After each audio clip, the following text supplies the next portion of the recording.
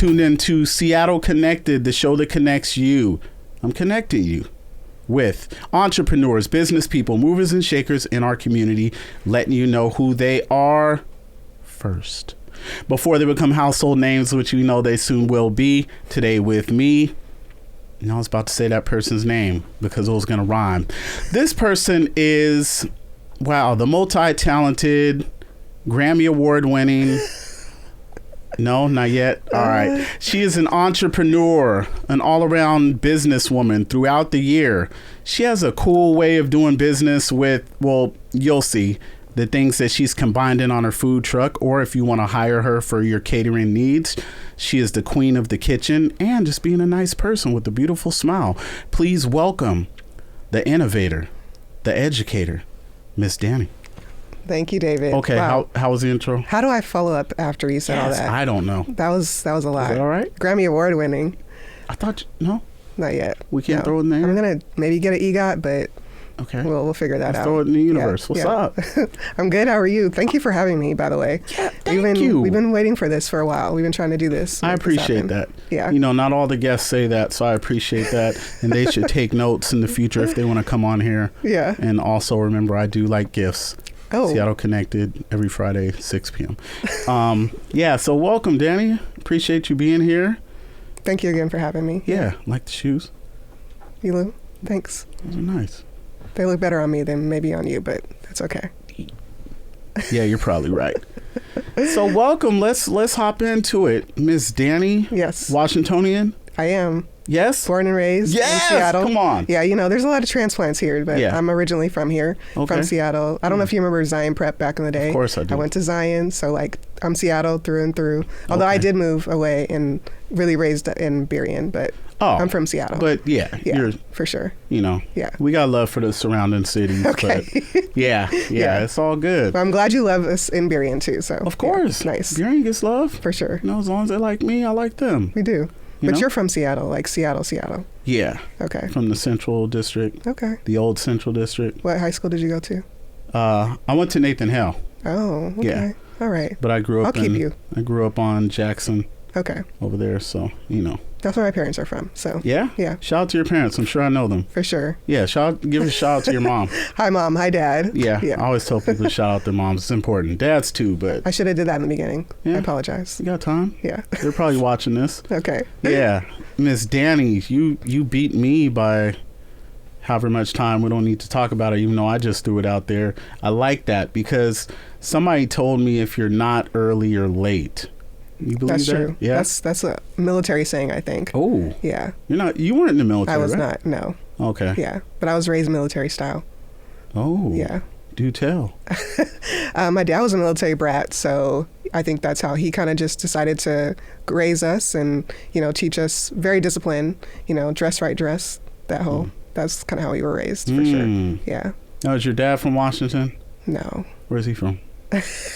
He might be mad at me for telling this, but he was actually born in Juneau, Alaska. Oh, I was gonna say don't say it. Yeah, no, he was a military brat, like I said. So all his siblings are born all around the world, pretty much. Yeah, I'm first generation Washingtonian. Yeah. Nice. Yeah. Say it with your chest. Yeah. Washingtonian. That's what's up, Miss Dani. Yeah. So Dani, where, as far as your background goes, when you were growing up, and you were thinking about, I want to be this, I want to be that.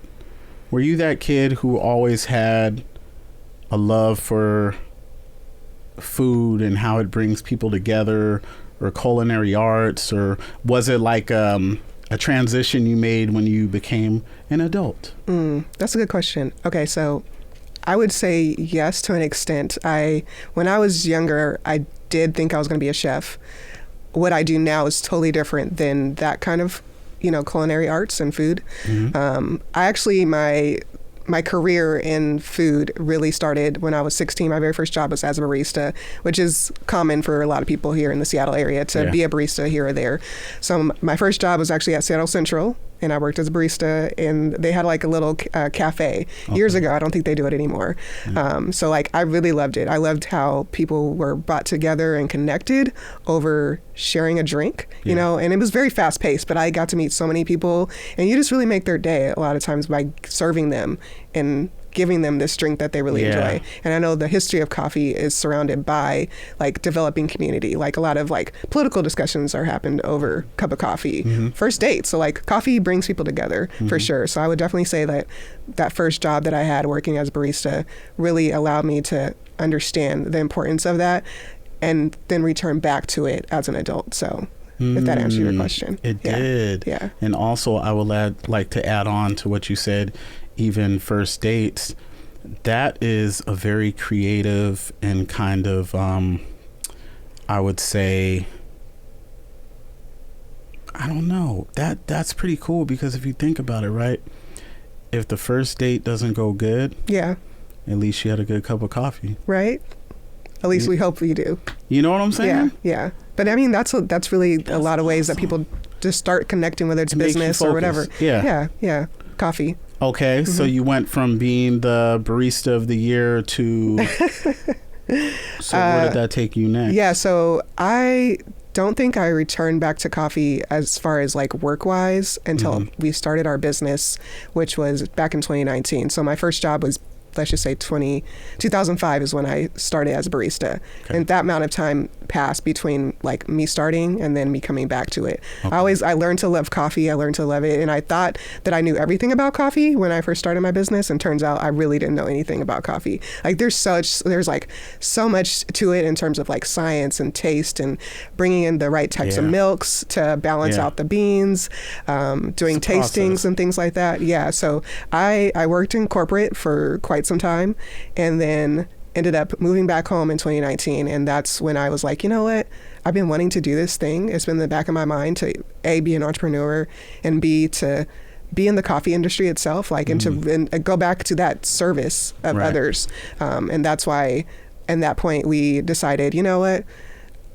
We're going to start a business. And originally it started as a coffee trailer. Like we bought it as a coffee trailer. It had all the things we needed to be successful in the coffee industry in there. Like you have your grinder, our espresso machine, etc., whatever. All that was in the trailer that we ended up buying because we decided, hey, let's do something mobile. Like Seattle is very saturated already with the coffee industry, but there's not a lot of mobile coffee vendors. Like I can name a couple off the top of my head, but there's a lot of people want someone to come and serve rather than go to an establishment. So that's kind of how we started. But then ironically, the person who we bought the trailer from randomly had a hot dog machine in there. And my partner wanted to start a hot dog stand at the time, and I was like, wow, that's ironic and weird that there's already a hot dog machine in here. So we kind of were like, well, what if we do both inside the truck? You know, what if we do, like, it doesn't sound like it goes together, but maybe we should just do it, you know? So we did, and as actually now our biggest seller is probably our hot dog items. So, you know, we have a wide range of menu items, but I would really say that the hot dog menu is really where it goes. And like people do still hire us to do catering events for coffee and like early morning breakfast things. We have like breakfast burritos and things like that. But for sure, the hot dog thing is really what has made us popular. Ironically, even though again it was originally started as this thing. So understanding the adaptability and the ability to morph like what you're doing as an entrepreneur and say, okay, this is what consumers are wanting, and then be able to, you know, switch to that, if that makes sense. Yes, it does. You say you got your first job in 2005? 2005, 2005? Yeah, that's when I got my first job. Really? Okay. No, actually I didn't graduate until 2016. Okay. And I'm lying straight through my teeth. I'm not that. I was going to accept it if that was really the answer. I was going to be patient with you. Please don't do that. Don't do that to me. What was your first job? That's not important. Really? It's really not important. Okay. No, well, actually, I'm going to date myself by saying it. I worked at a music store. Sold CDs. Okay. Tapes. What store was it? It's called Warehouse Music. Okay. And then I worked at Sam Goody. I knew you were going to say that. Yeah. I almost was going to say Blockbuster, but I didn't go. I worked at Blockbuster You did? before. Before all those other jobs too? No, after. Okay. Yeah. All right. But Warehouse Music was dope because not only did I get to hear all of the music before it came out, right? Yeah. Sometime the record labels would send us the wrong version, like if it had explicit lyrics. So my boss wouldn't let us play it out loud. Yeah. So he would just give it to me. Oh, wow. And be like, here you go. So I would have all the latest stuff like weeks before it was out. Yeah. And if it was something I didn't like, there was a whole bunch of places on the Ave that I could take it and I would sell it or get store credit and buy something that I wanted. Wow. Yeah. Do you still have those CDs? I do. Really? Yes. Wow. I'm a collector of CDs, vinyl, all that kind of stuff. Just the nostalgia piece of it. You know what I mean? That's really sweet. Yeah. You're just looking at me like I'm just this super old man. Like, CD. I've heard of that before. I know what a CD is. Stop it. Like, I had a Walkman. 8-track, like, I had a Walkman. Did you? Yeah, Did you really? I really did. What were you listening to in that Walkman? She's like, it was so long ago. You really want me to tell you? Yeah. Lil Bow Wow. No judgment. That's what's up. Oh my gosh. No judgment. I'm embarrassed. Come on, let's Seattle Connected. You're good. No judgment at all. Thank you for being vulnerable and opening up to me. I appreciate that. Thank you. Yeah, and you got me talking about. Hey, and real quick, one of the best things about the job, aside from the free music, a friend of mine, if he's watching, shout out to Alan. We used to take turns like trying to hit on girls who would come in the store, who were on campus. Yeah. And what am I doing? So this interview is supposed to be about you and your wonderful crusade into the world of coffee. We're both here interviewing each other. Yes. How about that? Yes. Yeah. Thank you. Don't take it like that. Yeah. I appreciate it. All right. I need to have you here more often, man. Thank you. I'll just sit in the corner and just cheer you on. Yeah. Yeah. I'm good at that. I appreciate Every that. Friday at 6:00. Yep. Whew. Wow, let me know what your Cash App is. I need to pay you for that. Okay. 6:00. So, Danny, all right, 2019. Yeah. We're in the world of coffee and hot dogs. Yeah. Like, really, just like you said, that's not something that you would really pair together. Yeah. You know, it's like, all right, hot dogs, you think of, all right, baseball games and summertime and eating coming out on the the club. go. Yeah. Yeah. After the club. Oh, yeah. Yeah. It's very good for like soaking up like alcohol and stuff or whatever. Yeah. And then you have coffee. Like you said, people walk around, start their day with coffee, first dates, study, whatever.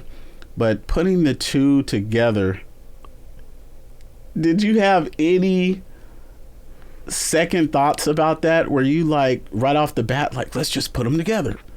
Or you were like, can this really work? I was suspicious. Yeah. I was suspicious of myself, but I was like, let's just do it. And I mean, ironically, it worked. So to tell the truth, the whole story, really. So we really only got our permit to open in 2020. So that was during COVID. Ooh. And we failed our first test, just to be vulnerable. We failed our first inspection. They were like, hey, you got this trailer from out of state. You're coming here. You need to fix it up, which we didn't know. So luckily we failed, honestly, because that was March 2020. We didn't open our doors until November of 2020. And when that happened, we actually became successful by being outside of Lowe's and Home Depot at the time. So a lot of places were shut down except for your department stores like Target, and everyone was doing house projects. Oh yeah, Target was getting their money. Yeah, Target, Home Depot, Lowe's. Like there was so many people in line to go into Lowe's and Home Depot at that time because they would count people in. Yeah. So that's kind of where I think that we were successful, because literally you're just putting the product out the door. A lot of restaurants are shut down or closed or being modified, and we're right outside of these establishments. And that happened for we were there maybe, I want to say, about a year or so that we were operating like that outside of Lowe's and Home Depot. We no longer do that. It's more profitable, as we know now, to be at farmers markets and events and things like that. So that's kind of where we are now and how we remain successful, but learning how to pivot and say, okay, we're opening now. Where does that look like? Where do we go? And then now that Home Depot and Lowe's are not necessarily the hot spots for these type of establishments, what's next? So how do we become successful in this next phase, which is where we are now? Yeah. Man, during COVID, another place that I'm sure did good business was Walmart. Yeah. Walmart was off the hook. I remember going there and then thinking, why did I come here? But I still ended up going there. What was so bad about it? I didn't say anything was bad about it. Oh. Why are you trying to insinuate that I said something was bad? It didn't seem like a great experience from what you're telling the I could just be talking about, there was a lot of people there. That's fine. Or there was I doubt it. 18 check stands and only one was open. Really? Yeah, it's Okay, still so like that, I think. That sounds like a thing at Walmart, though. Yeah, that's what they do. Yeah. Shout out to Walmart. Yeah. Wow. We're going to have to censor this part of the conversation. No, this is fun. So November 2020, you're officially open for business. Uh-huh. What was that? What was that like? Because I'm laughing. I could see someone coming up and they're like, all right, let me get this such and such espresso. And then they're like, no, I'll get a hot dog too. I mean, that's basically how it happened. Yeah. But like I said, I really would say the most successful thing was the hot dog part because we were outside of these establishments. A lot of the consumers, I would say, that frequent Lowe's and Home Depot are not necessarily the type of people who want a latte or mocha, if that makes sense, right? Yeah. So maybe they would want a soda and a hot dog or something like that. Some of the go might be picking up supplies for work. Yeah. That makes sense. Yeah. And then depending on what time we were out there, again, that would also impact what kind of clientele we had at the time. So, yeah.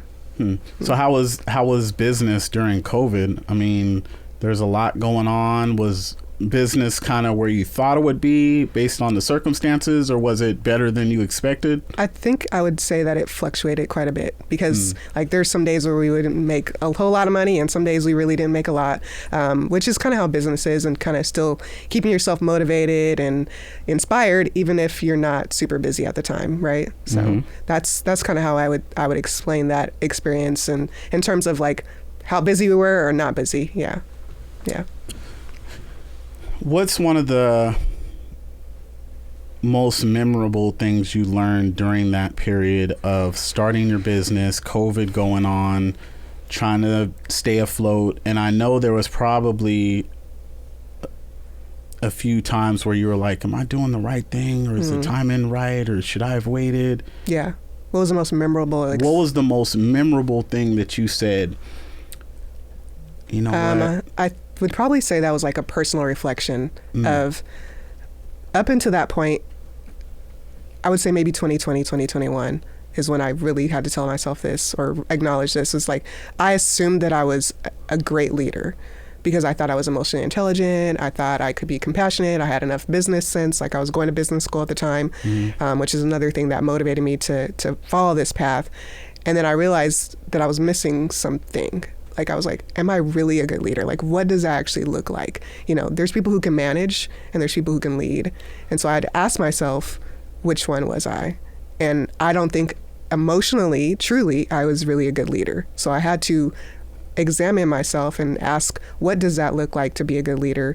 And why do I not think that I am a great leader right now? And then put in that work to be better, especially because I don't think I was prepared for the fact that there would be so much fluctuation. So when I'd revisit those days where it was like, maybe you made $300, and then maybe another day you made 15, and like understanding it's about being adaptable in myself and being confident in myself and learning how to make those pivots. And that's what a good leader does. And a good leader inspires the people that are around them.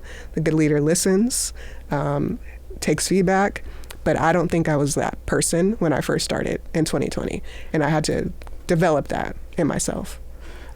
I think that is very dope that you mentioned it like that, as far as if you were a good leader or, a good manager, because I think sometimes we feel like you have to be everything. You have to wear all the hats, especially with the business, right? Yeah. And so you might be the person who's facilitating these different things, but I think it takes a really strong leader and someone who's really secure in their role to be able to delegate those different things to different people. Because if you have a staff, right, everyone has a strength. Right. So for me, my job would be bringing out the best in this person I know who is the best for marketing. Right. Or this person is kind of an introvert, but they're killing it in the kitchen. Right. Just finding everyone's strength and finding ways for them to embrace it, and knowing that, all right, my job isn't to play all these roles. Right. It's to find the people who can play those roles and make the team stronger. Right. You know, I think sometimes we get in our own way of trying to, I'm going to do these 10 things instead of, all right, well, I got 4 friends. We can divide it up and then be that much stronger and not have a business fail within the first couple months because you just literally burned yourself out. Right. Yeah. So I commend you for that. Yeah. And Good trusting job, other Dani. people too. Thank you. Yeah. Yeah. Yeah. No, that's important. Yeah. And knowing that and having the faith in yourself to relinquish some of the power. Oh man. Yeah, I know it can be hard because you're so invested. Yeah. But just knowing that you can't do everything. Exactly. You Yeah. know. I'm still learning that lesson, by the way. So I think it's an ongoing yeah, thing. for sure. It doesn't end. Hmm. Thank you for saying that. You know, I got you. Yeah. Come on now. Dani. Yeah. Do you want me to say her name more often? David. Go ahead. David. That's me. Yeah, shout out to my mom. She named me that. Okay. So you're doing the coffee business / hot dogs. Mm-hmm. Everyone's going crazy. It's making headlines everywhere, right? Yeah, yeah. And, yeah. Speak it into existence. I am. I got you. Exactly. And the Grammy. So then you venture into the world of podcasting. Right. Wild seed. Yeah. Wild seed? That's correct. Can we say it like that? Wild seed. You're going to whisper? No, you got to say it on time. You ready? Ready? 1, 2, 3. Wild seed. Oh. Yeah, no. Well, we need to record that. And like, I need a copy of it. I got you. Yeah. Yeah. Can we do it one more time? Yeah. All right. 1, 2, 3. Wild seed. Yeah, we got this. Okay. Wild seed. Tune in. So I have to pay you now for that little jingle. No, you can do one for me and then it's a fair exchange. That's fair. Okay. Yep. I got it. Yeah. How did that start? The Wild Yeah. Seed podcast. Good question. Yes. So as we were out and meeting other entrepreneurs on the road in our food truck, you know, I'm meeting all these cool people that like have their own booths, like whether they're selling lavender or they're artists and selling earrings, whatever it is. And they're telling me their stories and inspiring me to be a better, leader, a better entrepreneur. And I'm like, these people need a space and a platform to share those stories. And because like they have helped me again and showed me like there's different people who are overcoming obstacles in their own ways, and a lot of people need to hear that. Like, and to be honest with you and go back to my own story, like I dropped out of college 3 times before I went back and got my bachelor's and then went and got my master's. So like that's a story that I don't always share, but it does inspire someone else who's like, oh, I dropped out of school too. Oh, I can still do that. I can still be an entrepreneur. I can still be successful even though I've overcome several obstacles to be who I am now, So like I wanted to share not only the stories of these other entrepreneurs I'm meeting, but they have like the similar backstories as me as far as having to overcome obstacles and then to reach their final destination, Mm-hmm. So highlighting those stories and talking to people who really inspired me was really the reason that I started this back in, this is 2023 is when our first episode came out. Yeah. January 2023. So it's been a year now. Yeah. What was the feedback like? From the people that have given me feedback that they really appreciate it. It's been helpful to them. A lot of people that I've interviewed were like, no one's ever asked me to tell my story before. So like that was really what was meaningful to me, is being able to share these people's story and hearing that they were like grateful that I wanted to memorialize those conversations, that I was having with them. As far as listeners go, and again, maybe I'm only talking to the people who are super positive and love me, but they've really appreciated, they've enjoyed listening and been able to take little nuggets for themselves and say, okay, like this has helped me, whether I'm going through a divorce or whether I'm feeling like, I'm making art and no one cares about it. So I've really been able to listen to those people who have given me that feedback and say, okay, I need to keep doing this. Like, even if I don't always feel inspired to do it, I still should do it because like it feeds me in one way and it feeds these other people in another way too. Yeah.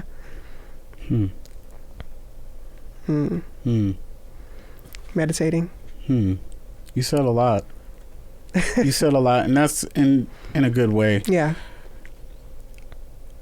I like to always think of failure as an opportunity for growth. One of my favorite sayings is from from Nelson Mandela, and it's, I never lose. I either win or I learn.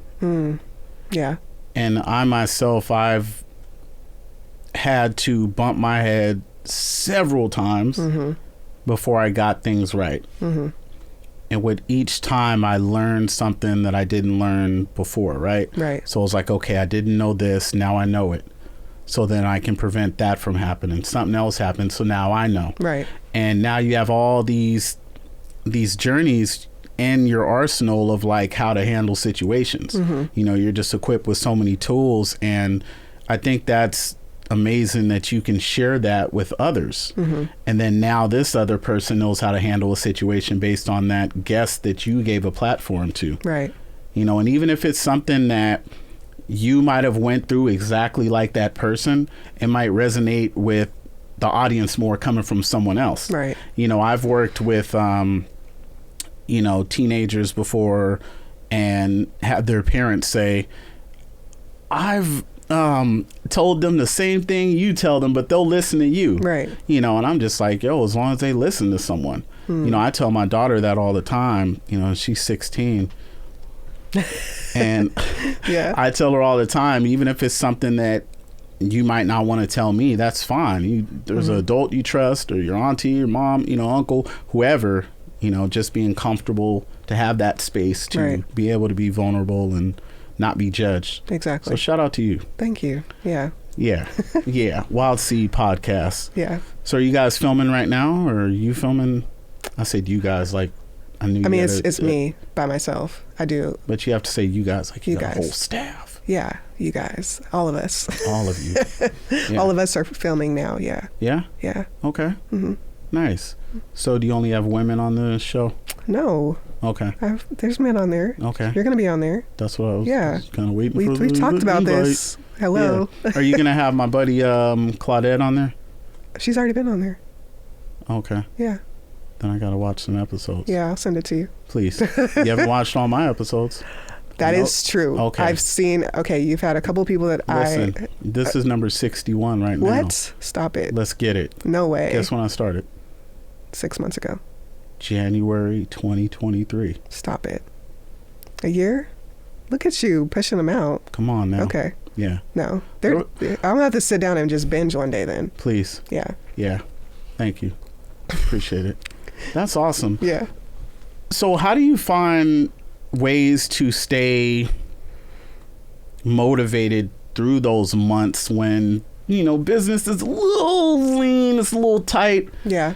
Like, do you ever think about like, you know, I just need to scrap this idea, or maybe I need to look at a different business where I can stay busy 24/7, 12 months a year? Yeah. Yeah. Yeah. She's like, yeah, think about that. Yeah. Yeah. Like I said, being in a food truck is not, you're not a restaurant. Right. You're mobile. People have to stand outside to visit your establishment. Yeah. The colder months are much rougher. I think we've learned, again, to adapt by either operating less in those winter months. So like December, January, February, usually pretty rainy. Sometimes you get some snow and stuff in there. A lot of times I think now, one of the keys to success is to operate with events.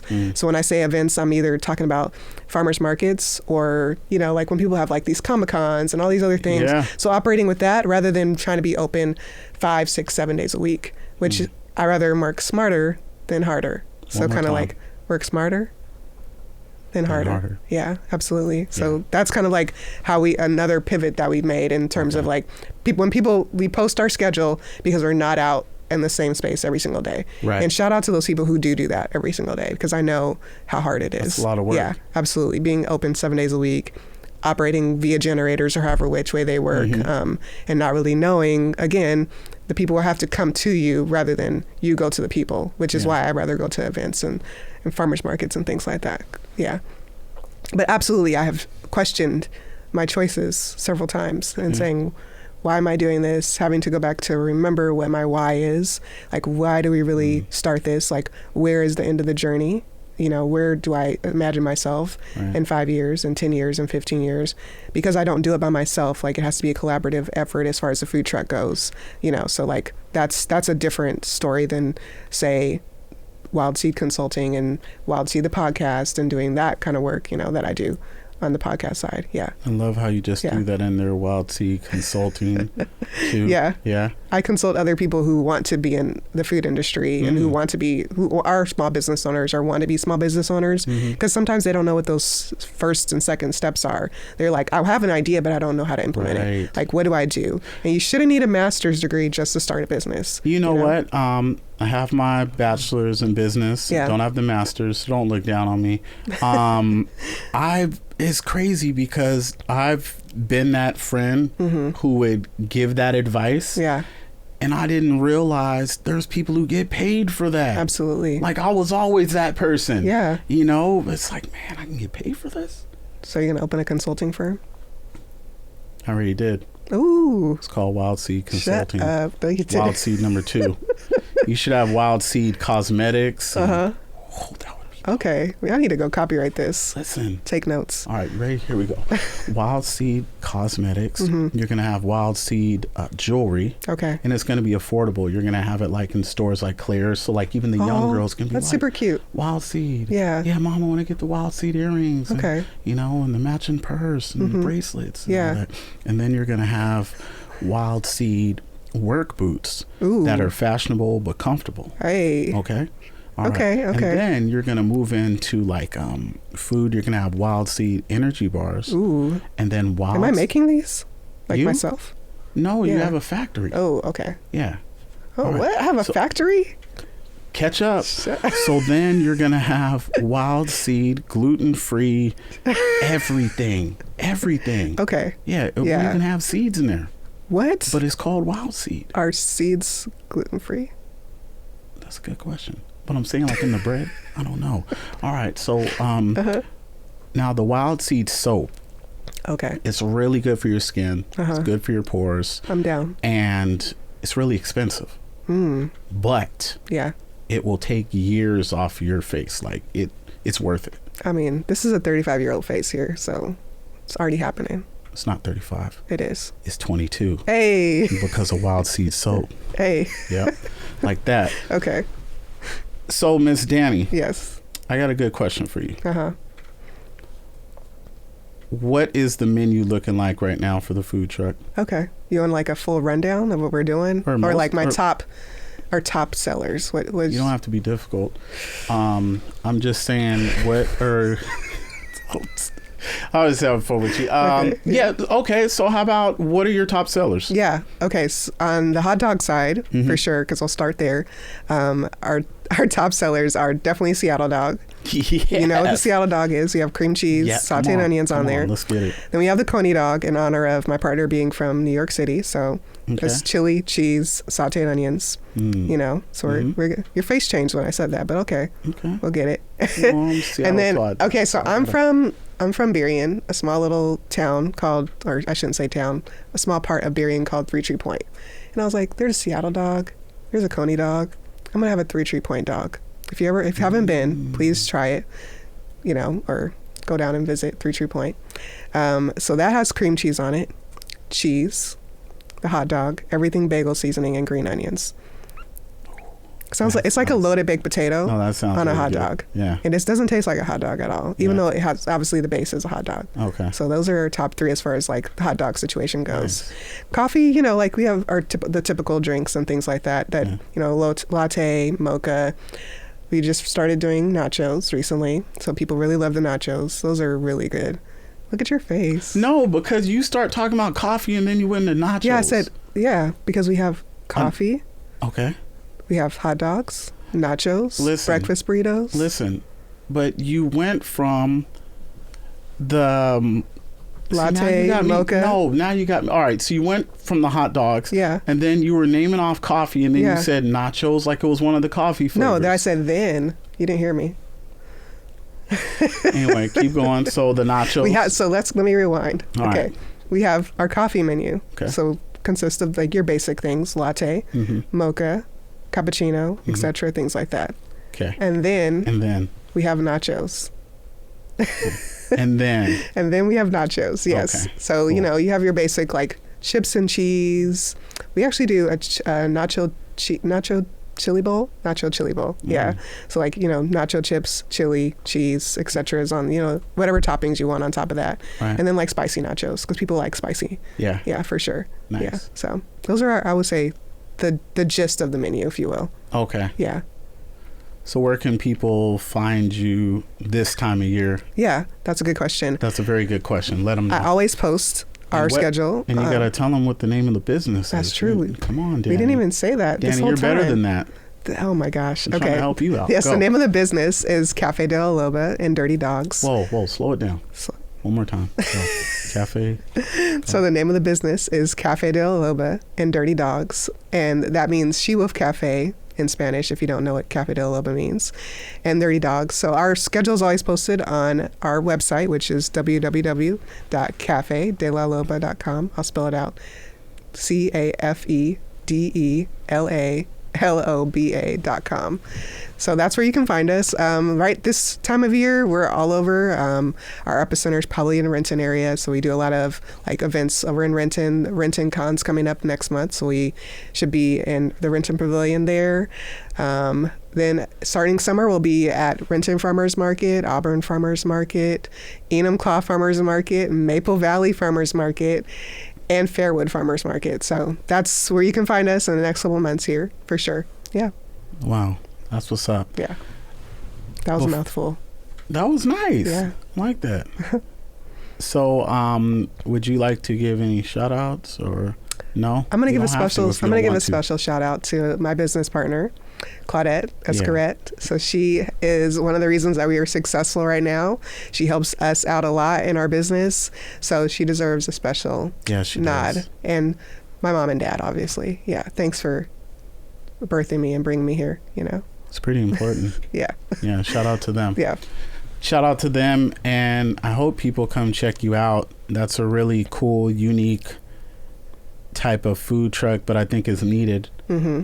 I think it's always cool to see people who are thinking outside of the box. Right. Because it's kind of showing them that their idea might not be that crazy or that, someone else just hasn't developed it, so they can be the person and come up with something even better than hot dogs and coffee. I agree. Which that's going to be hard to beat. I agree, but hey, have at it if they can come up with something.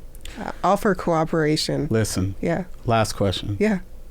What is the community support been to you? How has that impacted your wanting to continue to do business? Yeah, sure. I like that question. I would definitely say that I'm going to speak to a specific community and how they have been supportive of me and my business, and really taught me the importance of collaboration. And that would be when we actually moved into Renton with our food truck and started to do more events in Renton. I feel like that's why I say Renton is our epicenter, because they have shown me what it means to work as a community and in truth, what a community really means, and not being jealous and not being, spiteful about the fact that we're all doing food in some sort of capacity. There's enough for all of us. There's enough room. And I would definitely say that is, if I didn't have that, I don't know that I would be here right now. If I hadn't went to the Renton Chamber of Commerce and joined and understood what it really means to join a Chamber of Commerce as a small business owner, and being a collective effort and energetically, legislatively, all those things. So I really would say being part of the Renton Chamber of Commerce, being part of Renton Rotary, understanding what the non-government organizations in the area mean to small businesses and how they uplift, in terms of helping with grants and just working on your business propositions if you are trying to, expand. So I definitely would say that has been pivotal in us being successful and building myself up as a leader. And when I mentioned not really being the best leader when I first started, so I would absolutely say that is what I want to see everywhere. That is what I want to see when I go to Auburn. That's what I want to see when I go to Berry. And I want other food trucks and other small businesses, other entrepreneurs, whatever they're doing, other artists to understand what it means to be a part of your community and to work collaboratively and to not have that spite and jealousy, of each other. We're all doing something unique and special and different, and that counts. Yeah, it really does. Thank you. Yeah. That's a good way to end. That made me feel all warm inside. I'm glad. Daddy. Thanks again for having me. I appreciate this. This was nice. Anytime. Yeah. You're always welcome to come back. And I don't say that to everyone. Okay. So I won't tell anybody else you said it. But damn, they're watching right now, so they probably heard that. It's okay. Oh Lord, please forgive me. They'll forgive you later. Thank you. Thank you. But no, anytime you want to come back, any events that you have, just let me know. I think that is important that we support one another, because there is enough out here for all of us to be successful in our own way. And we got to start building each other up more, not tearing each other down, because that's not going to help. You know, that's just showing your ugly side. And I'm not going to want to support someone who's going out their way to tear down the next business. Yeah. You know what I'm saying? What would they say about me? Exactly. You know? No. Y'all stay connected. And I appreciate what you do. Oh. Yeah, you're pivotal in our community and helping us understand what other business owners are doing. Other people who have podcasts. So, yeah, you're doing the work too. Thank you, Dan. I really appreciate that. It makes me want to keep doing the work, you know? Share the love. So. For sure. Thank you so much. Thank you. And thank you guys. And shout out to Claudette for being here too. With her matching Timbs. Ooh, those are fire. Hey. And I would like to thank you guys, as always, for watching. Like I say, it's important to take care of others, but please make sure you take time to take care of yourself. Until next time, stay connected. Peace.